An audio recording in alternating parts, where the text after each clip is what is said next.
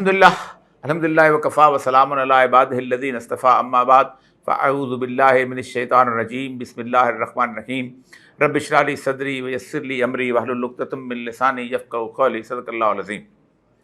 मोअज़्ज़ज़ ख़वातीन व हज़रात, भारत का गुजरात और भारत का नरेंद्र मोदी, ये दो नाम आपने बड़े आम तौर पर सुने होंगे।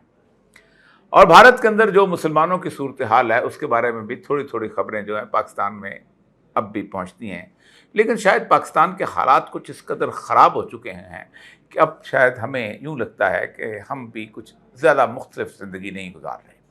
यही वजह है कि अब हम उन ख़बरों की तरफ ज़्यादा तवज्जो नहीं देते। हमारे अखबारात में, हमारे सोशल मीडिया में, हमारे बाकी मामलात में हमारी अपनी ही खबरें इतनी ज़्यादा हो जाती हैं कि हमें उनकी तरफ से ही फुर्सत नहीं मिलती। लेकिन गुज़श्ता काफ़ी अरसे से भारत के अंदर एक चौमुखी लड़ाई जो थी अपने एक ख़ास मंतकी अंजाम की तरफ पहुंचती चली जा रही है।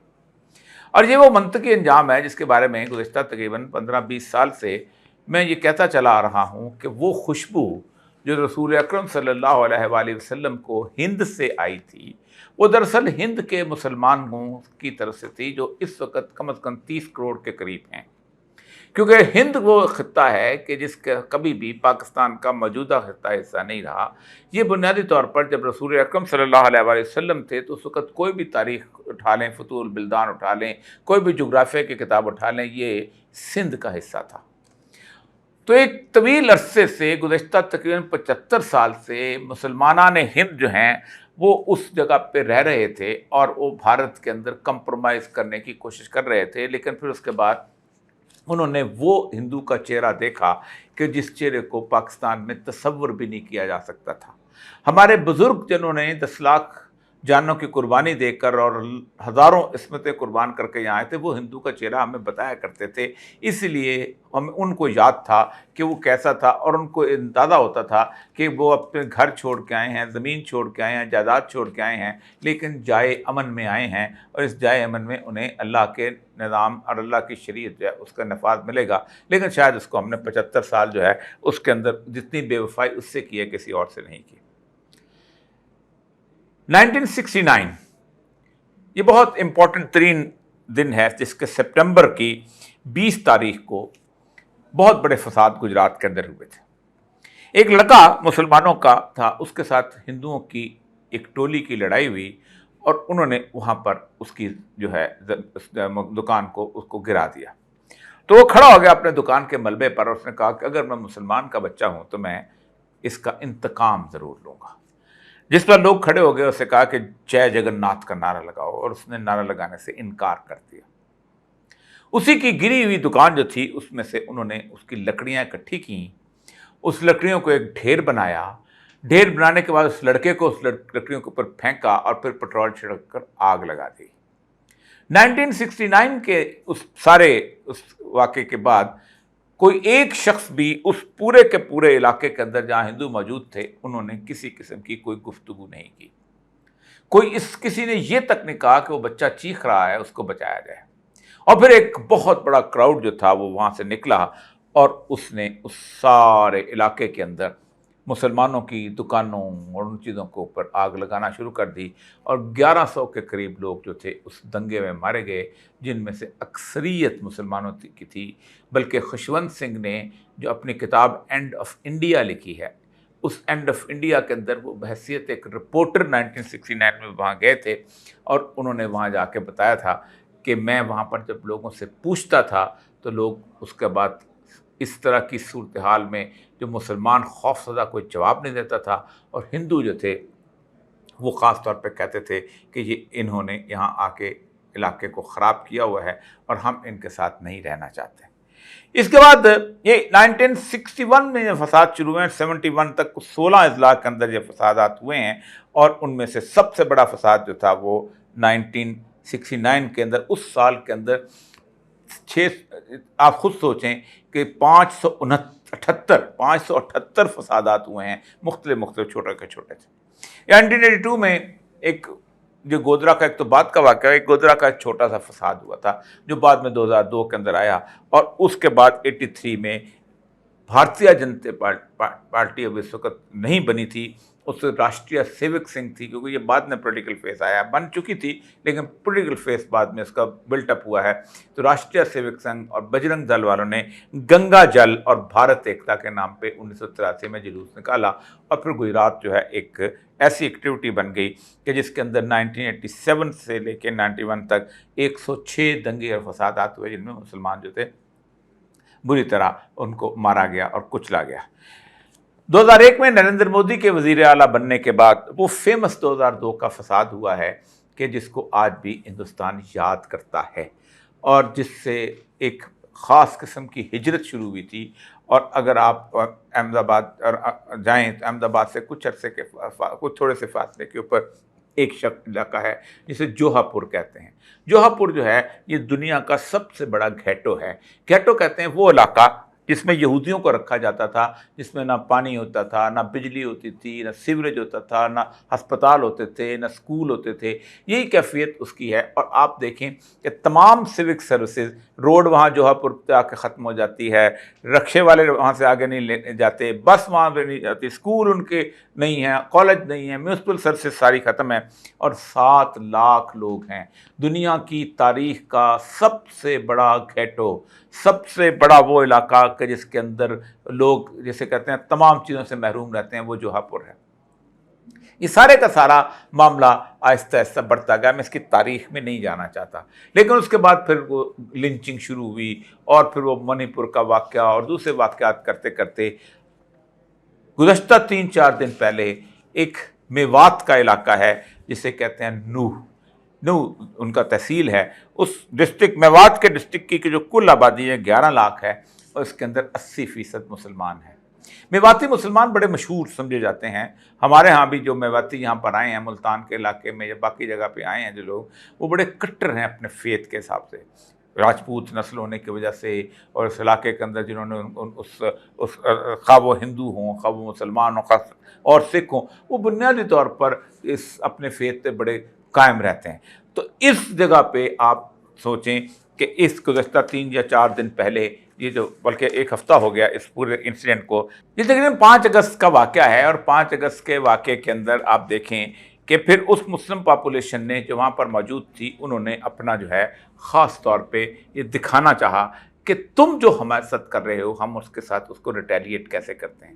मुसाफिरों को उतार, उन्होंने लोगों को तो कुछ नहीं कहा, लेकिन मुसाफिरों को उतार के उन्होंने बसों को जलाना शुरू कर दिया। तकरीबन 200 के करीब बसें जो हैं उनको जला दी गई, और उसके साथ साथ मुख्तलिफ़ किस्म की प्रॉपर्टी को भी नुकसान पहुँचाया गया। ये मैं इस पर तफसील से इसलिए नहीं जाना चाहता कि इसके बाद पूरे के पूरा भारतीय जनता पार्टी का इक़्तिदार और उसके साथ बाकी जो है पूरे का पूरा वो जो बना हुआ था स्ट्रक्चर कि हम ये कर लेंगे, वो उसको डामाडोल हो गया। उसकी 2-3 वजूहात हैं। पहली वजह तो ये है कि मुसलमान को उन्होंने बिल्कुल दीवार के साथ लगा दिया था, और अब उनके साथ के लिए कोई और रास्ता नहीं रह गया था। दूसरी बात ये थी कि सेकुलरिज्म का वो नारा जो कि कांग्रेस ने लगाया था, जो बाकी लोग भी लगा रहे थे, वो फेल हो चुका हुआ था। और तीसरी अहम तरीन बात ये थी कि मुसलमान जो हैं वो अब उनको ये रियलाइजेशन हो गई थी कि वो 30 करोड़ के करीब हैं, और वो किसी भी वक्त जो है इस भारत की काया पलट के रख सकते हैं। उसकी वजह यह है कि उनके पास ना दौलत है, उनके पास ना नौकरियां हैं, उनके पास ना कुछ और चीज़ है, उनके पास खोने के लिए कुछ नहीं है। वो जो कार्ल मार्क्स ने कहा था ना कि दुनिया भर के मजदूरों तुम छा जाओ और दुनिया बदल दो, क्योंकि तुम्हारे पास खोने के लिए सिर्फ तुम्हारी जंजीरें हैं जो तुम्हें लगाएं। बिल्कुल वैसी कैफियत उनकी हो रही है। तो ये वो मुसलमान हिंद हैं कि वहाँ के लोग हैं कि जो यकीनन एक इनकलाबी तब्दीली पैदा कर रहे हैं। और फिर दूसरी तरफ की सूरत हाल ये है कि कश्मीरी आज से बहुत पहले कहा करते थे कि अगर हमारे साथ भारत के मुसलमान साथ दे दें और वो उस तरह कॉम्प्रोमाइज़ ना करें तो हम कब का कश्मीर आज़ाद करा चुके होते।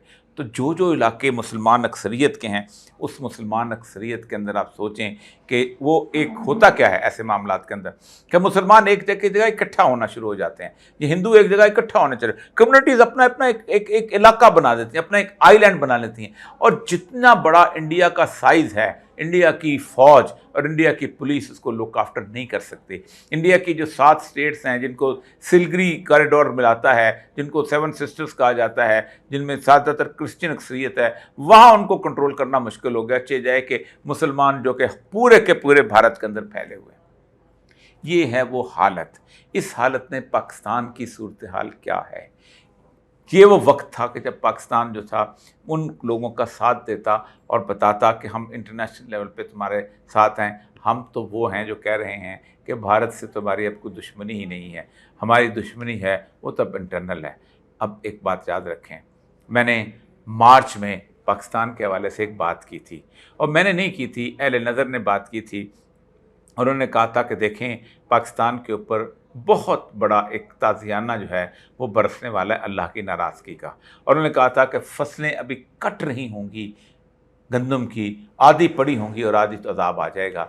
और आप देखें कि वो अप्रैल की 13 को शुरू होती है कटाई, तो आप खुद सोचें कि मई से लेके उसके बाद 9 मई आया है, मई पहले, उसके बाद सैलाब आए हैं और सैलाब के अंदर फसलें तबाह हुई हैं, और उसके बाद बहुत सारी जिसे कहते हैं चीज़ें जो हैं, जिसे कहते हैं आप यालाबारी हुई है। पहले तो गंदम की फसलें तबाह हुई हैं, मकई की फसलें तबाह हुई हैं, फिर बारिशें आई हैं तो आम की फसल नहीं पकी।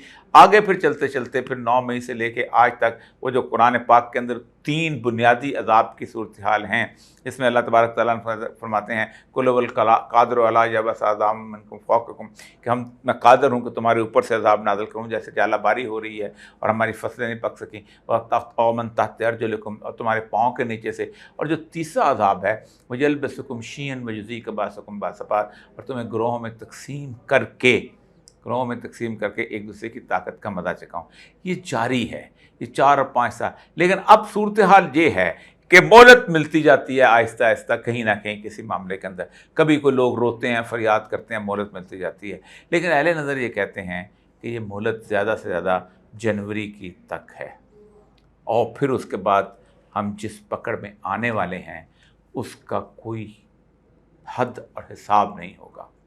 एक ऐसी पकड़ कि जो 75 साल पहले तक कभी नहीं देखी थी। मैं अपनी तरफ से ये बात नहीं कर रहा, उन लोगों की तरफ से बात कर रहा हूँ जो कि मिजाज शनास से अल्लाह सुब्हानहू व तआला हैं, और जो समझते हैं कि हमारे अमाल की वजह से अल्लाह कहता है ये अमाल होंगे तो मैं ये अज़ाब लेके आऊँगा, ये अमाल होंगे तो मैं ये लेके आऊँगा। हमारे अमाल की बदतरीन मामला ये है कि हमने उन भारतीय मुसलमानों की निस्बत यहाँ बसने वाले मुसलमानों को कहा था कि हम तुम्हारे साथ इज़्ज़त और एहतराम से पेश आएंगे, हम तुम्हारे इस इलाके के अंदर अल्लाह का कानून नाफिज करेंगे, हम इंसाफ लेके आएंगे। तमाम अंबिया की अल्लाह ने ज़िम्मेदारी पूरी दुनिया में ये लगाई है कि देखो, हमने कोई नबी ऐसा नहीं भेजा जिसको ये ज़िम्मेदारी न दी हो कि वो ज़मीन पर बिलक़िस्त इंसाफ नाफिज करे। इंसाफ मुसलमानों के दरमियान नहीं, आम हिंदू के दरमियान, सिख के दरमियान, ईसाई के दरमियान, आम इंसान के दरमियान। ये है वो कैफियत। इसकी वजह से मुझे लगता ये है कि अगर हमने 3-4 माह के अंदर अपने हालात ठीक न किए तो 2023 का सूरज जो है वो बहुत खौफनाक होगा। और मैं पहले भी कहता आया हूँ कि रसूलुल्लाह सल्लल्लाहु अलैहि वसल्लम की हदीस है, ख़राब सिंध मिनल हिंद व ख़राब हिंद मिनल सीन, कि सिंध जिसमें हम बसते हैं इसकी ख़राबी भारत की वजह से होगी, और वो तैयारियां पकड़े हुए हैं। और भारत की खराबी जो है वो चीन की वजह से होगी, क्योंकि हालात ऐसे बनते जा रहे हैं। इंतहाई गुजलक पीरियड है वहाँ पर एक नस्ल तैयार हो रही है कि जो भारत के देवताओं का मुकाबला करेगी। यहाँ एक नस्ल तैयार हो रही है कि जो अमेरिका और उसके सामने झुकेगी। लेकिन इस नस्ल के मुकाबले पे भी एक नस्ल तैयार हो रही है। इस पूरा खित्ता जो है अगले 5-6 माह के बाद, या 4-5 माह के बाद, या 3-4 माह के बाद एक ऐसी उलझन का शिकार होने वाला है कि जिसके अंदर कोई बचाव नहीं, जब तक हमने अल्लाह की तरफ रजू न किया।